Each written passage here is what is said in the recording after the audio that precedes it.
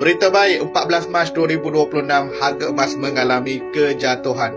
Hari ini RM690 sahaja untuk 1 gram, berbanding harga yang paling tinggi yang pernah direkodkan RM764 1 gram.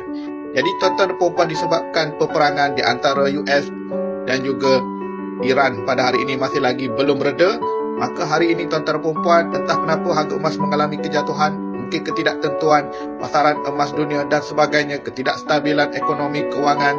Jadi tuan-tuan dan puan, siapa yang nak grab, nak mulakan simpanan emas, ambil peluang ketika harga emas jatuh pada hari ini tuan-tuan dan puan. Mentor saya berpesan tuan-tuan dan puan, ketika mana harga emas jatuh, inilah waktu terbaik untuk memborong emas ataupun untuk membeli emas dengan harga diskaun.